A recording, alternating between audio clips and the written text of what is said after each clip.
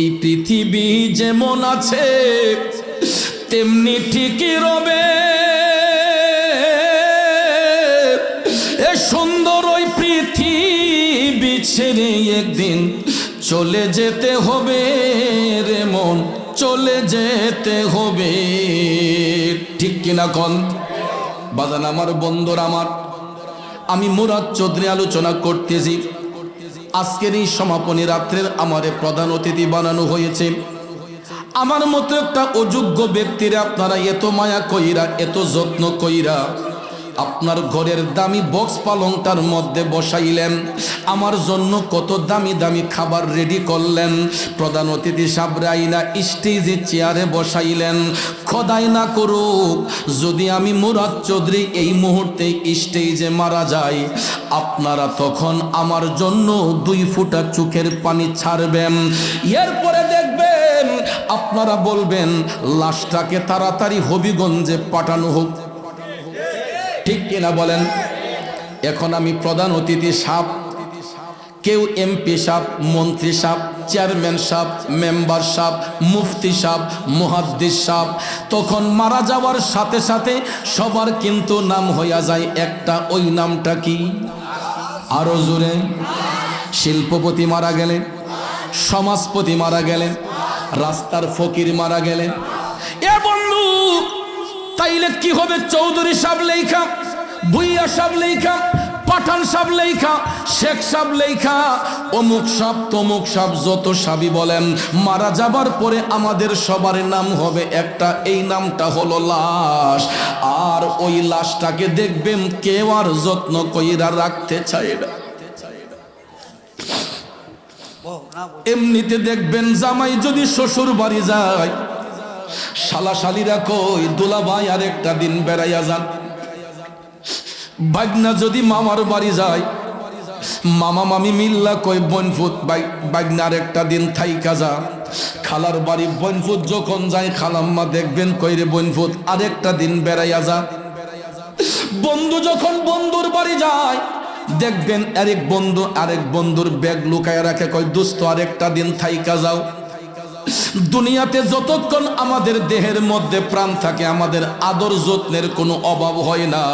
কিন্তু আমি মুরাদ চৌধুরীও যদি মারা যাই, বন্ধু বান্ধব তো দূরের কথা, আমার সন্তানগুলাও তখন বলবে না যে বাবার লাশটা একদিন রাইখা দেই। সবাই তখন বলবে লাশটা তাড়াতাড়ি দাফন করার ব্যবস্থা করা হোক। কথা বলেন ঠিক কিনা? যেই কথাটা বলতে চেয়েছিলাম, আমার স্টেজে প্রধান অতিথির বক্তব্য রাখতেছি, খোদাই না করুক মৃত্যুটা যদি হয়ে যায়, আমার সাথে সাথে এই চেয়ারটা থেকে নামাই ফেলবেন। কিছু সময়ের জন্য আপনার ঘরে যদি আমার নিতর দেহটাও রাখেন, আপনার বেডরুমে আর কিন্তু ঢুকাবেন না। আপনার ঘরের বারান্দার মধ্যে সুন্দর একটা চাটি বিছাইয়া, কম্বলবিহীন, জাজিমবিহীন, বালিশবিহীন আমার এই নিতর দেহটারে আপনার ঘরের ফ্লোরে কতক্ষণ শোয়াইয়া রাখবেন। স্নানঘাটে টেলিফোন দিবেন, মুরাদ চৌধুরীর লাশটা ইসা রিসিভ করে নিয়ে যান। সন্তানগুলা কাইন্দা কাইন্দা আসবে গো, আমার লাশটা যখন আমার বাড়ি স্নানঘাটে নিবে। আমি যেহেতু সুন্দর করে ঘরটা বানাইলাম, প্রত্যেকটা রুমে রুমে খাট বিছাইলাম, আমার সন্তানরা তখন আমার অর্জিত সম্পদ দিয়া ঘরটা বানানোর পরেও আমার এই লাশটা কিন্তু আর আমার বেডরুমে ঢুকানো হবে না, আমার কোনো বেডরুমে ঢুকানো হবে না। কিছু সময়ের জন্য আমার নিজের বাড়িতেও আমার লাশটাকে বারান্দার মধ্যে কলা গাছের উপরে আর না হলে চাটি বিছাইয়া, জাজিমবিহীন, কম্বলবিহীন, বালিশবিহীন আমাকে শোয়াইয়া রাখা হবে। বড়ই পাতার গরম জল দিয়া গোসলটা দিয়া দোকান থেকে 3 টুকরা সাদা মার্কিন কাপড় আমার জন্য আনা হবে।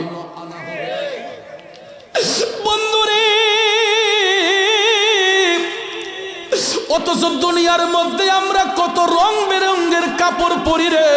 বাজার এখনো তাকাইয়া দেখেন আমরা কত ভ্যারাইটিস কালারের কাপড় পইরা বসছি। কারো গায়ের কাপড়টা কালো, কারোটা লাল, কারোটা নীল, কারোটা বেগুনি, কারোটা হলুদ, ভ্যারাইটিস রঙের কাপড় আমরা পইরা বসছি। দামের মধ্যে দেখেন কত আহামরি ব্যবধান। কারো গায়ের কাপড়টা 500 টাকা, কারোটা 1000, কারোটা 2000, কারোটা 5000, 10,000, 15,000, 20,000, 50,000, 1 লাখ, 2 লাখ, এর চাইতো বেশি দুনিয়াতে কাপড়ের দাম আছে না নাই? লক্ষ্য করে দেখবেন, এই যে সামনে রমজানের ঈদ আসতেছে, সামনে যে রমজানের ঈদ আসতেছে, কাপড় কেনার একটা প্রতিযোগিতা শুরু হয়ে যায়। এই রানীগাঁওয়ের বড় বড় শিল্পপতিরা এরা দেখবেন চুনারুঘাটের কাপড় পছন্দ হয় না, চলে যায় হবিগঞ্জে। হবিগঞ্জের ঈদের কাপড় পছন্দ হয় না, কয় না, চলে যায় রাজধানী ঢাকায়। ঢাকা গিয়া যখন বড় বড় মার্কেট ঘুইরা পছন্দ হয় না, কয় যা এবার মার্কেট করমু সিঙ্গাপুর, মালয়েশিয়ায়। ঈদের মার্কেট করার জন্য এই দেশের শিল্পপতিরা বিদেশেও যায়। কথা বলে। আমার প্রশ্ন হলো, আজকে যদি রানীগাঁওয়ের একজন শিল্পপতি মারা যায় গো, ওনার কাফনের কাপড় কেনার জন্য কি সিঙ্গাপুর, মালয়েশিয়ায় যেতে হবে? রাজধানী ঢাকায়, হবিগঞ্জে, চুনারুঘাট সদরে, রানীগাঁওয়ের বাজারটাই যথেষ্ট। কথা বলেন। রাস্তার ভিখারি যদি মারা যায়, ওই লোকটার কাফনের কাপড় রানীগাঁওয়ের বাজারেই যথেষ্ট। শিল্পপতি মারা গেলে রানীগাঁওয়ের বাজারের কাপড়টাই যথেষ্ট নয় কি? বাবা, দুনিয়াতে রং বেরঙ্গের কাপড় পরি রে, কিন্তু আপন দেশে যেই দিন যাইব, ওই দিন আমার আপনার গায়ের মধ্যে যেই পোশাকটা জড়ানো হইব, বলেন তো ওই পোশাকটার রং হবে কি? পিছনের বাইরা বলেন কি? সবাই মিলে বলেন কি হবে? শিল্পপতি মারা গেলে সাদা রঙের কাপড়, মধ্যবিত্ত মারা গেলে সাদা রঙের কাপড়, রাস্তার ফকির যদি মারা যায় সাদা রঙের কাপড়। আর তাদেরকে যখন কবরস্থ করা হবে, আপনারা বলেন রানীগাঁওয়ের গুরুস্থানে এই পর্যন্ত বড় লোক থেকে নিয়ে নিম্ন শ্রেণীর মানুষ পর্যন্ত মানুষগুলার দাফন হয়েছে, আজ পর্যন্ত কোনো শিল্পপতির কবরের মধ্যে জাজিম দেওয়া হয়েছে, বালিশ দেওয়া হয়েছে, কবরের নিচটা পাক্কা করা হয়েছে? পাটি নাই রে, বালিশ নাই রে, নাই বাতি,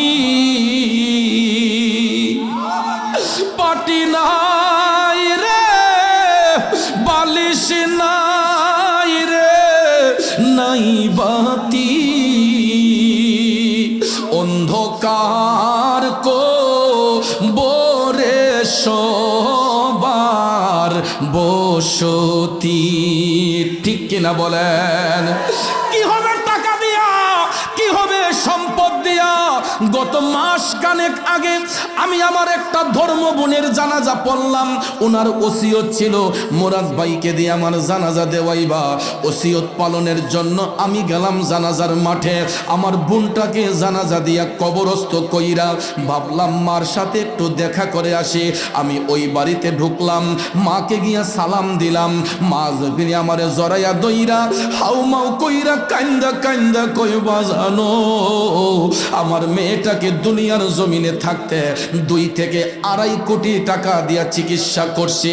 ও বাজান, একটু দেখা যারে, ঘরের ভিতর নিয়ে স্টিলের আলমারিটা খুইলা আমারে কয়, বাজান তাকাইয়া দেখো আমার মেয়ের শাড়িগুলা কত দামি দামি শাড়ি। আজকে আমার মেয়েটারে আপন দেশে পাঠাইলাম মাত্র 2200 টাকার কাপড় পরাইয়া।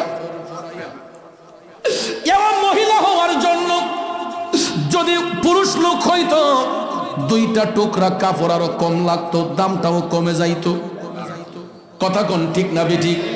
পুরুষ লোক যদি হইতো দামটাও কমে যাইতো, কারণ পুরুষ লোক মারা গেলে 3 টুকরা কাপড়, মহিলা যদি মারা যান 5 টুকরা সাদা মার্কিন কাপড়। বন্ধুরে, ও চুনারুঘাট রানীগাঁওয়ের বাবাজিরা গো, ওই মা কই বাজার মাত্র 2200 টাকার কাপড় দিয়ে আজকে জিডারে বিদায় দিলাম, জনমের বিদায় দিলাম, এই বলিয়া মা দুঃখিনী মায়ের জন্য কান্না করতেছে। আমার কথা হলো, টাকা পয়সা দিয়ে কি হবে যদি সেটা হালাল পথে না আসে? হারাম খাইয়া লাভ নাই, হারাম ব্যবসা করে কোনো মূল দরকার নাই। কি হবে মায়ের আমার এত পেরেশানি দিয়া? স্ত্রী পুত্র সন্তান কেউ আমার কবরে আপন হবে না। কারণ এখন দুনিয়াতে হয়তো আমরা একজন আর একজনের পাশে বসে, এই সামিয়ানার নিচে যারা আমরা বসলাম দেখেন কাঁধে কাঁধ মিলিয়ে বসছে, সামনাসামনি হইয়া বসছে। আমি যদি একটা ব্যথা পাই আমি মুখলিস হুজুরকে বলতে পারবো, হুজুর আমি একটা দুঃখ পেয়েছি। মুখলিস হুজুর যদি একটা ব্যথা পায় আমারে বলতে পারবে, রে বাবা মুরাদ আমি একটা ব্যথা পাইছি। একজন আরেকজনকে মনের কথা শেয়ার করতে পারি। এই রানীগাঁওয়ের গুরুস্থানের মধ্যে তাকান তো, কত শত শত মানুষের কবর হয়েছে। কবরগুলা যদিও পাশাপাশি, কারো কবরের সাথে কারো কবরের সম্পর্ক আসেনি। বাদশা নমরুদ যখন অগ্নিকুণ্ডে ফেলে দিয়েছিল, ইব্রাহিম নবী টপ টপ করে চোখের পানি ছেড়ে কান্না করলেন। যখন ইশকে মোস্তফার প্রেম অন্তরে নিয়া, হুব্বে মোস্তফার প্রেম অন্তরে ধারণ করে ইব্রাহিম নবী যখন মৌলার দরবারে কান্না শুরু করলেন গো, ওনার চোখের পানিটা আগুনে পড়ার সাথে সাথে আগুনটাকে আমার আল্লাহ ফুল বাগিচা বানাইয়া দিছে। চিৎকার মেরে কন্যা সুবহানাল্লাহ। এই জন্য কবি বলেছেন, খলিলুল্লাহ প্রেমিক ছিল নমরুদে আগুনে দিল। খলিলুল্লাহ প্রেমিক ছিল নমরুদে আগুনে দিল। আগুন হইল ফুল বাগিচা প্রেমের কারণে। আগুন হইল ফুল বাগিচা প্রেমের কারণে। প্রেমের ডুরি বান্ধরে মদিনার শোনে। নূর নবী বানাইলেন আল্লাহ প্রেমের কারণে। নূর নবী বানাইলেন আল্লাহ প্রেমের কারণে। প্রেমের ডুরি বান্ধরে মদিনার শোনে। কষ্ট হচ্ছে আমার বাবাজিরা। এ বন্ধু,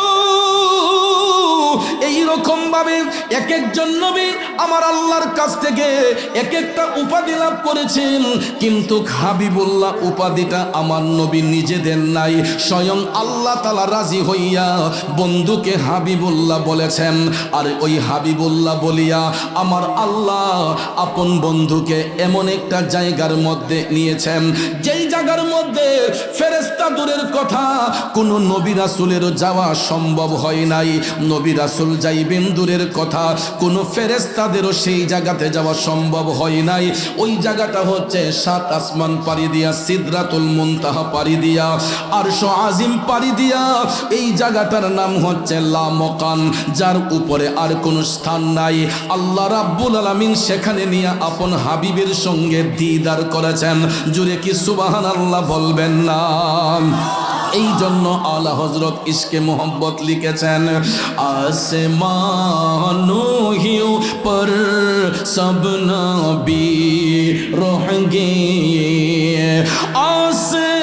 आसमानों पर सब नबी रहेंगे, अर्शो आज़म पे पहुंचा हमारा नबी, सबसे औला वो आला हमारा नबी, सबसे बाला वो आला हमारा नबी। কষ্ট হচ্ছে বাবাজির আমার। বন্ধু, আল্লাহ রাব্বুল আলামিন হাবিবুল্লাহ বলিয়া বন্ধুকে কেমন জায়গার মধ্যে নিলেন? সমস্ত নবীগণের কাদের মধ্যে জিনার কদম মোবারক, তিনি হলেন আমাদের নবী রাহমাতাল লিল আলামিন। 7 আসমান পাড়ি দিয়া আমার নবী যখন সিদরাতুল মুনতাহা পাড়ি দিয়া আরশ মুআল্লার কাছাকাছি, আল্লাহ রাব্বুল আলামিন তখন বললেন, উদনু মিন্নি ইয়া হাবিবি, উদনু মিন্নি ইয়া হাবিবি। ও বন্ধু, আপনি আরেকটু কাছে আসুন, কাছে আসুন। সুবহানাল্লাহ কয় না? গভীর মনোযোগ। নবী আমার আরশ মুআল্লার কাছাকাছি। আল্লাহ তাআলা ডাক দিয়া কয়, ও বন্ধু আপনি আর একটু কাছে আসুন, কাছে আসুন। দয়াল নবী আমার জুতা মুবারক খুলিয়া মহান আরশের মধ্যে উঠতে চাইলেন। আমার আল্লাহ তাআলা ডাক দিয়া কয়, বন্ধু ও প্রাণের হাবিব, কেন আপনার জুতা রেখে আমার আরশের মধ্যে উঠতেছেন? আমার নবী তখন ডাক দিয়া কয়, আল্লাহ আমি কেমনে আপনার মহান আরশের মধ্যে জুতা নিয়ে উঠে? আপনি তো মূসাকে বলেছিলেন জুতা খুলে তোর পাহাড়ে উঠার জন্য, আর আমি রাসূল কেমনে আপনার মহান আরশের মধ্যে জুতা নিয়ে উঠে? দেখো রে বন্ধু, আমার নবীর ইজ্জত আল্লাহ কেমনে বাড়ায়। আল্লাহ তাআলা তখন কুদরতের জবান দিয়া ডাক দিয়া কয়, হাবিব ও বন্ধু, আমি এই জন্য মূসাকে জুতা খুলে উঠতে বলেছি।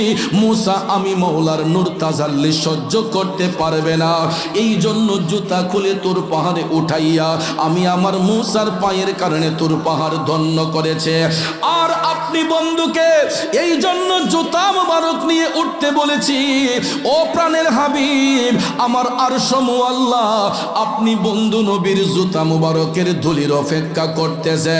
আল্লাহ তাআলা ডাক দিয়া কয়, হাবিব ও প্রাণের বন্ধু গো, আপনার জুতা মুবারকের ধুলি দিয়া আমি আল্লাহর আরশটারে ধন্য করে দেন। দুই হাত তুলে বলুন আল্লাহু আকবার। আর একটু জোরে বলুন ইয়া রাসূলুল্লাহ। এই জন্য আমি অধম গুনাহগারে গিয়েছিলাম। আরশ কুরসি যার পায়ের ধুলা মাখি তো চাই সারা বেলা। আরশ কুরসি যার পায়ের ধুলা মাখি তো চাই সারা বেলা। উম্মতের দরদি এমন আর তো দেখি না, উম্মতের দরদি এমন আর তো দেখি না। ও মুসাফির জিয়ারতে চলো মদিনা, ও মুসাফির জিয়ারতে চলো মদিনা। সেথায় আছেন নূর নবীজি দয়ার খাজিনা, সেথায় আছেন নূর নবীজি দয়ার খাজিনা। কষ্ট হচ্ছে ভাইয়েরা, সবাই একটু আগায়া বসেন আর দুরূদ শরীফ পড়ুন। আল্লাহুম্মা সাল্লি, সবাই বসে যান, একটু আগে বসেন। দিনা মুহাম্মদ আল্লাহুম্মা সাল্লি আলা মুহাম্মদ নবী শাফিয়ানা মাওলানা। একটু মনোযোগ আমার ভাইয়েরা, যেই কথাটা বলতে চেয়েছিলাম, আমরা কেমন নবীর উম্মত, যেই নবীর জুতা মুবারকের ধুলিতে আল্লাহ তাআলার আরশ মুআল্লা ধন্য হইয়া যায়। ওই নবীর গোলামি করার প্রয়োজন আছে না নাই? জোরে বলেন আছে না নাই? বন্ধুরা আমার, যারা নবীর গোলামি করবে তারা ইমানদার বলে গণ্য হবে, মুমিন বলে গণ্য হবে। আর মুমিন ব্যক্তি যারা হয় আমার আল্লাহ তাদেরকে বন্ধুরূপে গ্রহণ করে। এই জন্য সুন্নিরা নবী নবী কইয়া কান্দে, ঠিক না বিঠিক? নবী নবী কইরা আমার মরণ যেন হয় গো, নবী নবী কইরা আমার মরণ যেন হয়। ভাইরে ওই মরণে পাইব শান্তি, ওই মরণে পাইব শান্তি, থাকবে না রে ভয়। নবী নবী কইরা আমার মরণ যেন হয় গো, নবী নবী কইরা আমার মরণ যেন হয়। ঠিক কিনা বলেন বন্ধু? সুন্নিরা এই জন্য নবী নবী কইরা মরতে চায়, কারণ আখিরাতের প্রথম ঘাটিটা হইব কবর। আখিরাতের প্রথম ঘাটি হইব কবর। ওই কবরের ঘাট যেই ব্যক্তি সহজে পার হইয়া যাবে, আমার নবী বলছেন অন্য কোনো ঘাটে আর আটকা পড়বে না। আর যেই ব্যক্তি কবরের, হ্যাঁ তোমরা কথা বলো কেন?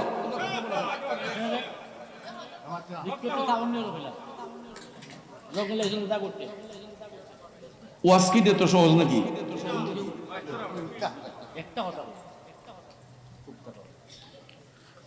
আর একটু দুরূদ শরীফ পড়ুন, আল্লাহুম্মা সাল্লি আলা সাইয়্যিদিনা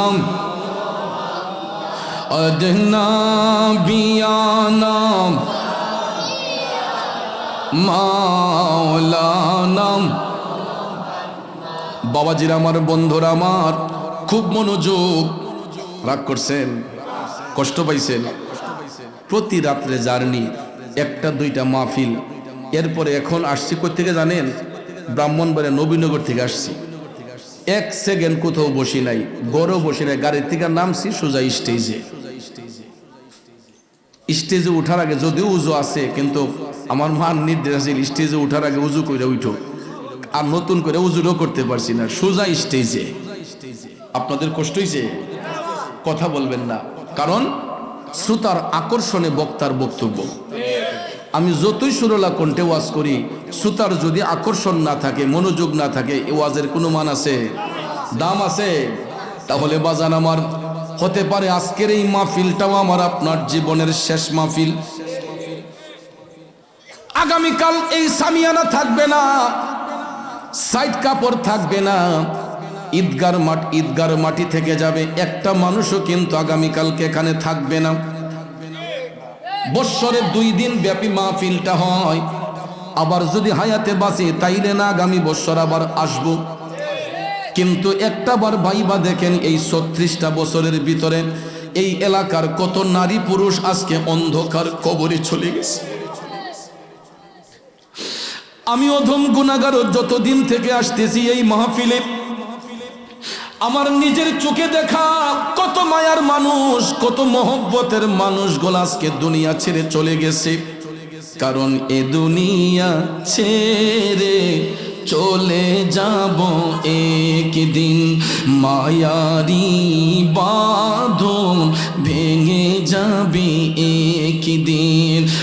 আসব না আমি আর এ ভুবনে কোনো দিন, এ দুনিয়া ছেড়ে চলে যাব একদিন। ঠিক কিনা বলেন? কারণ বাজান, এখন হয়তো বন্ধু বান্ধবে আড্ডা মারি, এক বন্ধু আর এক বন্ধুকে না দেখলে সময় কাটে না। বাবা যদি সন্তানকে না দেখে, মা যদি সন্তানকে না দেখে, মার মনটা ছটফট ছটফট করে। ভাই যদি ভাইরে না দেখে, ভাইয়ের মনটা পাখির মতো ছটফট করে। কিন্তু দুনিয়াটা কত বড় নিষ্ঠুর, দুনিয়াটা কত বড় নিষ্ঠুর দেখেন। ভাইয়ের চোখের সামনে ভাই মারা গেলে, স্বামীর চোখের সামনে স্ত্রী মারা গেলে, স্ত্রীর চোখের সামনে স্বামী মারা গেলে হয়তো 2 ফোঁটা চোখের পানি ছেড়ে কানবে, কিন্তু কেউ কি কারো কবরে আপন হবে? জোরে কোন, কেউ কারো কবরে আপন হবে? আমার নবী বলেছেন, আখিরাতের প্রথম ঘাঁটি হবে কবর। ওই কবরের ঘাটটা যেই ব্যক্তি সহজে পার হইয়া যাবে, অন্য কোনো ঘাটে আর আটকা পড়বে না। আর কবরের ঘাটে যেই ব্যক্তি আটকা পড়ে যাবে, অন্য কোনো ঘাট পার হওয়া তার পক্ষে সম্ভব হবে না।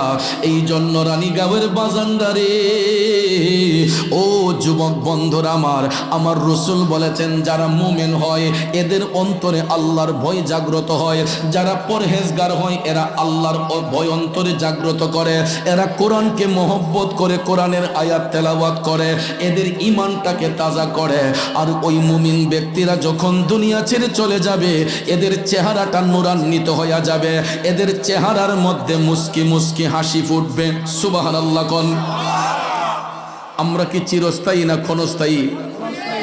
দেখবেন আমাদের মধ্য থেকে কিছু কিছু ভালো মানুষ যখন দুনিয়া থেকে মারা যান, আমরা যখন লাশ দেখতে যাই, ব্যক্তিটা কালো হলেও দেখবেন তার চেহারাটা নূরান্বিত হয়ে যায়, উজ্জ্বল হয়ে যায়, এবং চেহারার মধ্যে একটা মুস্কি হাসি থাকে।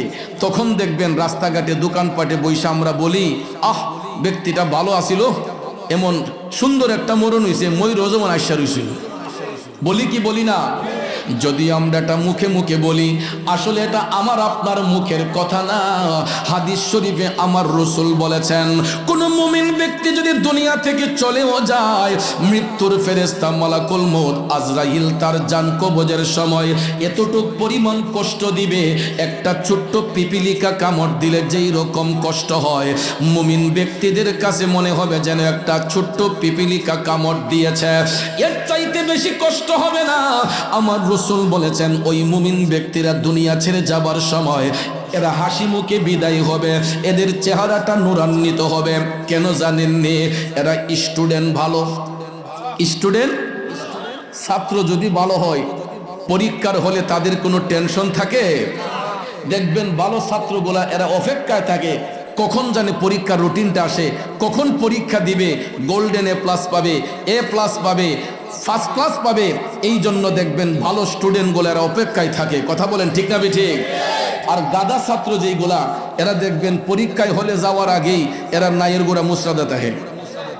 এরপরও পরীক্ষার হলে যাওয়ার সময় দেখবেন ভালো ছাত্রটির আগে ভাগে বুঝাইয়া কয়, দোস্ত আমার একটু দেখাইস।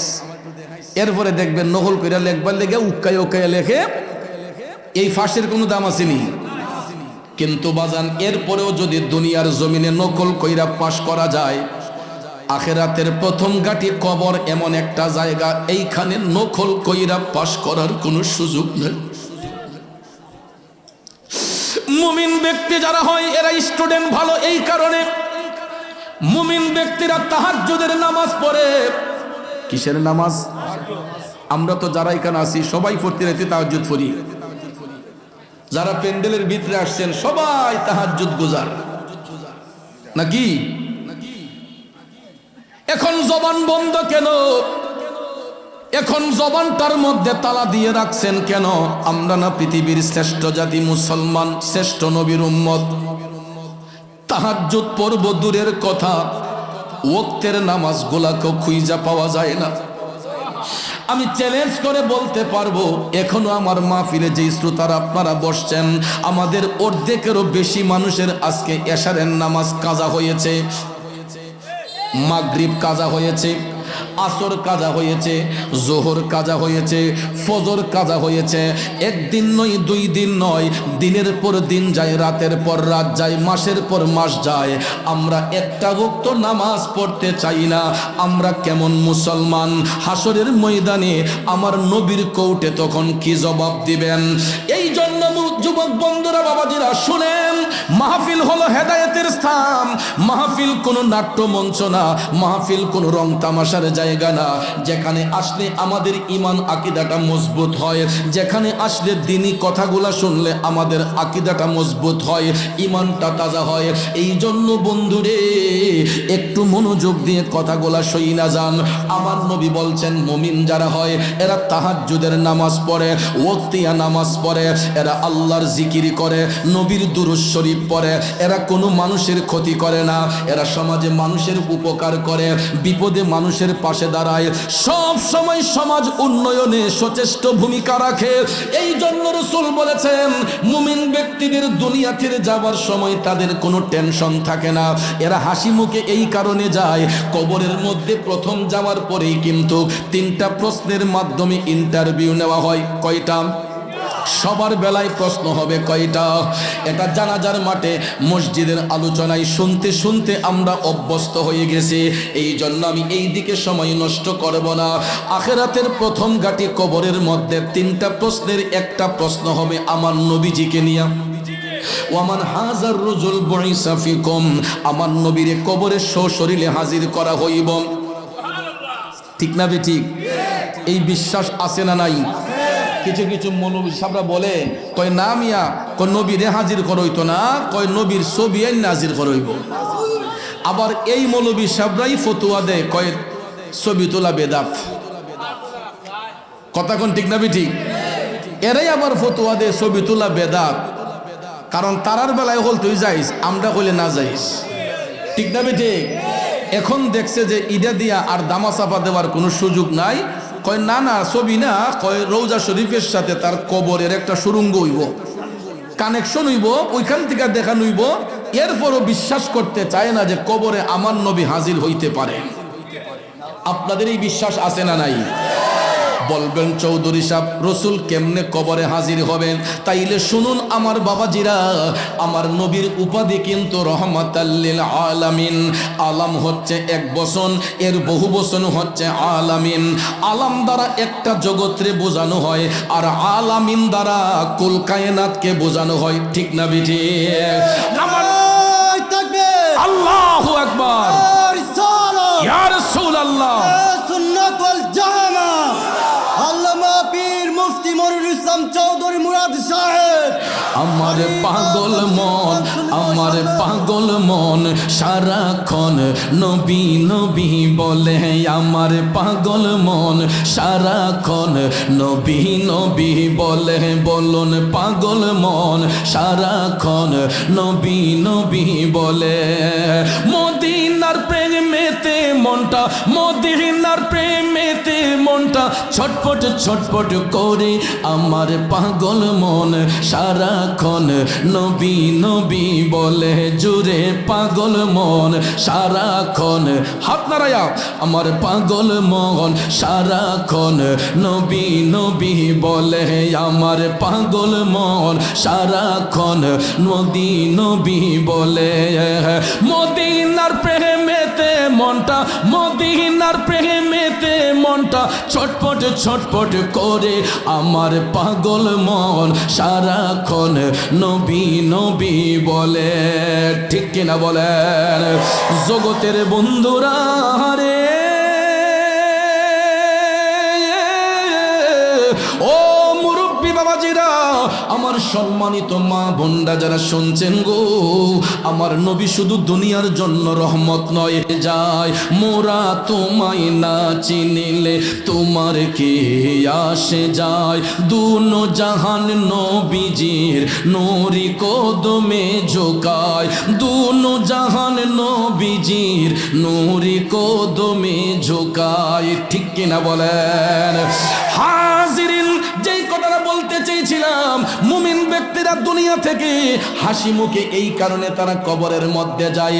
তিনটা প্রশ্নের শেষ প্রশ্নটা যখন নবীজিকে নিয়ে করা হবে, আমার নবীরে কবরে সশরীরে হাজির করাইয়া ওই ব্যক্তিদেরকে প্রশ্ন করা হবে। যদি লোকটা মুমিন হয়, তাকে যখন বলা হবে ওয়ামান হাজার রুজুল বৈসাফিকম, মুমিন ব্যক্তি যদি হয়, তখন মুস্কি হাসি দিয়া বলে দিবে হাজা মুহাম্মদুর রাসূলুল্লাহ সাল্লাল্লাহু আলাইহি ওয়াসাল্লাম।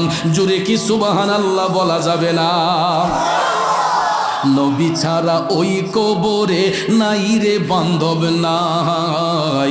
নবী ছাড়া ওই কবরে নাই রে বান্ধব নাই। হাসরেতে নবী ছাড়া নাই দরদি নাই। হাসরেতে নবী ছাড়া নাই দরদি নাই। নবী ছাড়া ওই কবরে নাই রে বান্ধব নাই। ঠিক কিনা বলেন? বান্দার জন্য রহমত আমার নবী মুহাম্মদ। দুজাহানে আর কি আছে মুদেরই সম্পদ। বাজান রে, নবী ছাড়া আমাদের আর কোনো মূল্যবান সম্পদ আছে? টাকা পয়সা, ধন দৌলত, স্ত্রী সন্তান, এইগুলা দুনিয়ার বুক বিলাসের জন্য, এইগুলা দুনিয়ার বুক বিলাসিতার জন্য। স্বামীর চোখের সামনে স্ত্রী যদি মারা যায়, স্ত্রী হয়তো 2 ফোঁটা চোখের পানি ছেড়ে কানবে, কিন্তু স্ত্রী কি স্বামীর সাথে কবরে যাবে? মনরে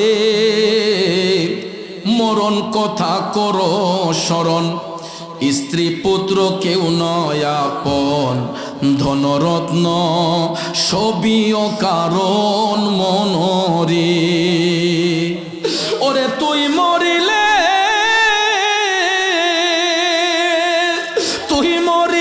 সঙ্গের সাথী হইবে না একজন সেকেন্ড। কইরে পাগল মন, একবার ভাবলে না রে তোর হইব রে মরণ। এ বন্ধু, কার জন্য সম্পদ পাহাড় গড়বেন? কার জন্য বাড়ি বানাইবেন? কার জন্য ব্যাংকে টাকা জমাইবেন? আপনি যে এত টাকা, এত সম্পদ সম্পদ কইরা পাগল হইয়া যান, এই মুহূর্তে যদি মারা যায়, বলুন তো দুনিয়ার সম্পদ কি আমার আপনার কবরে যাবে? কথা কই না? কবরের সাথে কারো কবরের সম্পর্ক নাই, যার যার কবরে তারকাই থাকতে হবে। এই জন্য যুবক, দুনিয়াদারির এত চিন্তা করে লাভ নাই, হারাম ব্যবসা করে কোনো লাভ নাই। আপনারা আখিরাতের চিন্তা করেন, কারণ আখিরাতের প্রথম ঘাট কবরে। আমার নবী ছাড়া ওই দিন কেউ কবরে আপন হবে না। এই জন্য কবি বলেছেন, নবী ছাড়া ওই কবরে নাই রে বান্ধব নাই, নবী ছাড়া ওই কবরে নাই রে বান্ধব নাই। হাসরেতে নবী ছাড়া নাই দরদি নাই, নবী ছাড়া ওই কবরে নাই রে বান্ধব নাই। বন্ধু, ওই নবীর পরিচয় যেই ব্যক্তি দিয়া দিবে, আমার রসুল বলেন মুনকার নাকির ফেরেশতা চলে যায়, তখন আল্লাহ রাব্বুল আলামিন রহমতের ফেরেশতা কবরে পাঠাইয়া দেয়। আর তখন ওই ফেরেশতারা আইসা মুমিন ব্যক্তির কবরটাকে আর 3.5 হাত রাখে না, 70 গজ প্রসারিত কইরা এক একটা মুমিনের কবরকে এক একটা নূরের মহল বানাইয়া দেওয়া হয়। আর আমরা দেশে কিছু কিছু মৌলবী সাহেবরা মাইকলি আওয়াজ কইরা দেখবেন নিজেও কান্দে, আমরাও কান্দাই। খবরে রাজা কেবলে শৈব, খবরে সাপে কামড়াইব। ঠিক নিও বাবাজিরা, কথাটা বুঝাইয়া বলতে হবে, কারণ সবার কবরে তো সাপ আসবে না। আমার রসুল বলেছেন মুমিন ব্যক্তিদেরকে কবরে রাখার পরে এদের কবর আর 3.5 হাতও থাকে না, 70 গজ প্রসারিত হইয়া এক একজন মুমিনের এক একটা কবর নূরের মহল হইয়া যায়। আমার রসুল বলেছেন ওই মুমিন ব্যক্তির কবরে রাখলে পরে সাপে কাটবে না, গুরজে মারবে না, এদের কবর অন্ধকার হবে না, বরঞ্চ তাদের কবরটাকে নূরের মহল বানাইয়া দেওয়া হইব গো। আর ওই মুমিন ব্যক্তিদের দেহটাকে মাটি পর্যন্ত স্পর্শ করে না। আপনারা দেখবেন পৃথিবীর ইতিহাসে, এখন তো সোশ্যাল মিডিয়ার যুগ, অনেক এলাকাতে দেখবেন 10 বছর 15 বছর 20 বছর 30 বছর পরেও কবর থেকে লাশ উঠানোর পরে দেখা যায় যেমনের লাশ এমনি আছে। কথা বলেন, আছে না নাই? যেমনের লাশ এমনি আছে। এটা তো আমরা আমাদের কথাই নয়, আমার রসুল বলেছেন মুমিন ব্যক্তিদের দেহটাকে মাটি পর্যন্ত গ্রাস করে না, তাদের কবরকে আল্লাহ নূরের মহল বানাইয়া দেয়। সুবহানাল্লাহ বলবেন না? আযাব হবে ওই সমস্ত জাহান্নামীদের কবরে। খারাপ লাগতেছে রে ট্যাবলেটটি, কথাটা কম করছ বাবা, একটু মনোযোগ। মুমিন ব্যক্তিদের কবরে আযাব হবে না, মুমিন ব্যক্তিদেরকে কবরে সাপে কাটবে না, গুরজে মারবে না। আযাব হবে ওই সমস্ত জাহান্নামী ব্যক্তিগুলার কবরে। একটু মনোযোগ দিয়া কথাটা শুনবেন।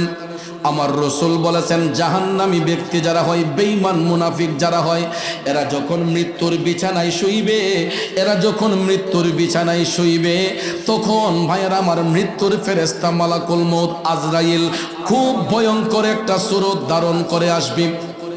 আজরাইলের একটা ভয়ঙ্কর, এ বেটা এই কারিগরি করছিস বাবা, আওয়াজটার মধ্যে মজা নাই কেন? না না বাড়ানো না, আর কমাও, মানে ইকোটা হালকা একটু স্লাইড কমাইয়া রিভাবটা সুন্দর করে দেব। একটু মনোযোগ। আমার রসুল বলেছেন জাহান্নামী ব্যক্তিগুলা যখন মৃত্যুর বিছানায় শুইবে, মৃত্যুর ফেরেশতা মালাকুল মউত আজরাইল ভয়ঙ্কর একটা সুরত নিয়ে আসবে। আর ওই মৃত্যুপথের যাত্রী জাহান্নামী ব্যক্তিটা যখন আজরাইলের পায়ের শব্দটা শুনবে, শোনার সাথে সাথে তার মধ্যে একটা হাঁপানি রোগের মতো শুরু হইয়া যাবে, শ্বাসকষ্টের মতো শুরু হইয়া যাবে। আপনারা দেখবেন যখন সাকারাত শুরু হয়, আমরা গ্রামের বাসায় কি দেখুন সকরাত হইলেনি, সকরাত যখন শুরু হয় আপনারা দেখবেন জোরে জোরে শ্বাস নিঃশ্বাস নেওয়া হয়, ঠিক না? তখন দেখবেন আমরা ভাবি যে মনে হয় টাইম শেষ। আত্মীয় স্বজন ছেলে মেয়ে যারা আছে সবাইরে খবর দেওয়া হয় যে তোর তাড়াতাড়ি বাড়িতে আয়, তোর বাপের শরীর ভালো না, উনি সরকার অবস্থায় আসুন। কথাবার্তা বন্ধ। এ বন্ধু, সংবাদটা পাইয়া দেখবেন সন্তান সন্ততিরা সবাই দেখবেন জড়ো হইয়া যায়। লাস্ট ওই মৃত্যুপথের যাত্রীর চতুর্দিকে বেষ্টন কইরা ছেলে মেয়েগুলো আসবে, আইসা দেখবেন অনয় বিনয় কইরা কয়, আব্বা আমার চিনছেন নি, আমি আপনার ফুতমুখ। মেয়েটা ডাক দিয়া কয়, আব্বা গো, ও আব্বা আমি আইছি তো, আমি আপনার মেয়ে অমুক। বন্ধু বান্ধবরা ডাক দিয়া কয়, অমুক ভাই সাহেব চিনছেন নি, আমি অমুক। আমার নবী বলছেন, ওই মুহূর্তে যতই অনয় বিনয় করে তোমরা কও না কেন, যত অনয় বিনয় করে ডাকা হোক না কেন, ওই মৃত্যুপথের যাত্রী আজরাইল আলাইহিস সালামের ভয়ঙ্কর চেহারাটা দেখা তার কলিজা পর্যন্ত শুকায়া যায়। তখন কে তার স্ত্রী, কে তার সন্তান, কে তার বন্ধু, কে তার বান্ধব, এটা চিনার আর কোনো টাইম থাকে না। এ বন্ধু, আজরাইলের চেহারা দেখা দেখবেন কলিজা পর্যন্ত শুকায়া যায় আর জোরে জোরে হাঁপাইতে থাকে। আর আমরা সবাই মিল্লা চামিচ হাতে নিয়ে দেখবেন এক চামিচ কইরা পানি মুখে দিতে থাকি। ও তো মায়া যে দেখায়, কার মুখো পানি দিতেছ? আব্বার মুখো, বাইসাবের মুখো। ওই বাইসাব তো আর দিয়ানো নাই, ওই আব্বারই খেয়ালো নাই। আপনি যে পানি দিতেছেন এটা আরো ওনার কষ্ট হইতেছে মিয়া, কারণ ওনার টাইম শেষ। সাকারাতের বিছানাতে কি যে যন্ত্রণা, সাত সাগরের পানি দিলে তৃষ্ণা মিটে না। ঠিক না ঠিক? আমার নবী বলেছেন, ওই মুহূর্তে 7 সমুদ্র 13 নদীর পানিও যদি তার মুখের মধ্যে ঢালা হয়, ওই ব্যক্তির তৃষ্ণা নিবারণ কেউ করতে পারবে না, কারণ তার জীবনটা সন্নিকটে। মৃত্যুপথের যাত্রী আজরাইলের ভয়ঙ্কর চেহারাটা দেখা কে তার স্ত্রী, কে তার সন্তান কাউকে আর চিনতে পায় না। তখন আমার নবী বলছেন, মৃত্যুর ফেরেশতা পায়ের বৃদ্ধাঙ্গুল থেকে টিপতে টিপতে টিপতে নিচটাকে অচেতন বানাইয়া ওই দিক অবশ হইয়া যায়, নিচটা অবশ হইয়া যায়। টিপতে টিপতে বুকের মধ্যে আইনা আমার রসুল বলেন, এমন একটা ভয়ঙ্কর চিপ দিব রে, গলা দিয়া ঘের ঘের একটা শব্দ বের হয়, আর জাহান্নামী ব্যক্তিগুলার এত কষ্টে মরণটা হবে। আজরাইলের ভয়ঙ্কর থাবায় আমার নবী বলেছেন, কেউ পেশাব পায়খানা বের হইয়া যাবে, ওই ব্যক্তিটার গলা দিয়া তখন ঘের ঘের শব্দ বের হইয়া, জি ইনশাল্লাহ আসুক না, কম লাগতো না, আইবন ইনশাল্লাহ, সিনা বাবনের হইতে লাগে না, ঠিক নেও। সোনারুঘাট মাধবপুরের মার্কাটা কি? বাপরে বাপরে, খালি এখন সোনারুঘাট মাধবপুর না, সারা বাংলাদেশের টেকনাফ থেকে তেতুলিয়া, রূপসা থেকে পাতুরিয়া, খালি হবিগঞ্জের সাইরাসনের খবর কিতা। আমি তো যাই বিভিন্ন দেশ ঘুরি, ওয়াজ মাহফিল করি, বিশেষ করে ব্রাহ্মণবাড়িয়া, নবীনগর সহ কয়েকটা ডিস্ট্রিক্ট তো আমি বেশিরভাগ ঘোরাফেরা করি। খালি গেলি খালি হুজুর সোনারগড় সাইডের খবর, হবিগঞ্জ সাইডের খবর কিতা? আমি কই রে বাবা রে, খবর আছে 12 তারিখের পরে বুঝবাই। ঠিক না বেঠি? কারণ এবার সুন্নিরা গরম হইছে, সুন্নিরা অতদিন নরম আছিল, এবার সুন্নিরা কিতা গরম হইছে। কিন্তু গোলাফি সুন্নিদেরও বিচার হবে ইনশাল্লাহ হাসরের ময়দানে। আমরার মধ্যে কিছু গোলাফি সুন্নি আছে না, এই গোলাফি সুন্নিরা দেখবেন এরা এমনি মাঠে ময়দানে সুন্নিয়তের লেগে জীবন দেলাইব, আত্মাইরা কইব যে আমি আছি সারা জীবন সুন্নিয়তের পক্ষে, হইয়া দেখবেন বড় বড় আওয়াজ দিব, বুটের বেলায় কয় আসেনি ভাইয়ার আমার। এরকম কিছু ফুলাফান্ডে যদি জাতীয় সংসদে পাঠানো হয়, সমাজ রাষ্ট্রের উন্নত হইব না অবনতি হইব? উন্নত হইবে না অবনতি হবে? এরকম ফুলাফানগুলারে আমরা সহযোগিতা কইরা সুন্নিয়তের ময়দানে যদি আল্লামা মুফতি গিয়াসউদ্দিন তাহিরি সাহেবের মতো একটা লোক যদি ময়দানে থাকে আর জাতীয় সংসদে একবার সুযোগ পায়, তাইলে কিছু সুন্নিয়তের উপকার হইবনি। কোনছেন আপনারা? আপনারা কি বলেন হইবনি? শুধু সোনারুঘাট আর মাধবপুরের উপকার হইতো না, সারা বাংলাদেশের উপকার হইব।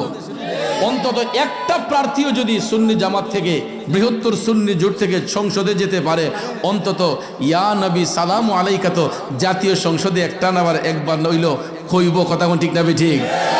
সবাই মিলনা যেমন আমার সোনার বাংলা আমি তোমায় ভালোবাসি, ইনশাল্লাহ এই 95% মুসলমানের যেই দেশে বাস করে ইনশাল্লাহ আমরা তো সম্প্রীতির মাধ্যমেই চলি, কথা কোন ঠিক না ঠিক? যেখানে সব ধর্মের কথা বলা যায় জাতীয় সংসদে, পার্লামেন্টে, এখানে আমরা ইসলাম ধর্মের কথাও বুক ফুলিয়ে বলতে পারবো। আর আমরা সুন্নি জামাতের লোকরা আমরা প্রতিহিংসার রাজনীতি করি না, আমরা প্রতিদ্বন্দ্বিতা করি, কথা কোন ঠিক না ঠিক? আমরা প্রতিদ্বন্দ্বিতা করি, আমরা প্রতিহিংসার রাজনীতি করি না। আজকে দেখেন, আমি দেখেছি সোশ্যাল মিডিয়াতে বিভিন্ন গণমাধ্যমে তাহির সাহেবের ব্যানার ছিড়ালাইতেছে, পোস্টার ছিড়ালাইতেছে, ইকানো যাওয়া বন্ধ দিতেছে, হিকানো যাওয়া বন্ধ দিতেছে। ও মিয়া, আপনি কয়টা দরজা বন্ধ করবাই? এগুলা করলে তো আরো নিজের ক্ষতি, কথা কয় না ঠিক না ঠিক? এগুলা করলে আরো নিজের ইজ্জত নষ্ট হয়, কথা বলেন ঠিক না ঠিক?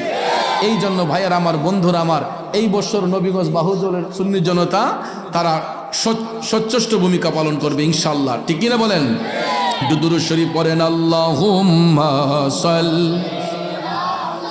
সাইয়্যিদিনা মুহাম্মাদ নাবি শাফি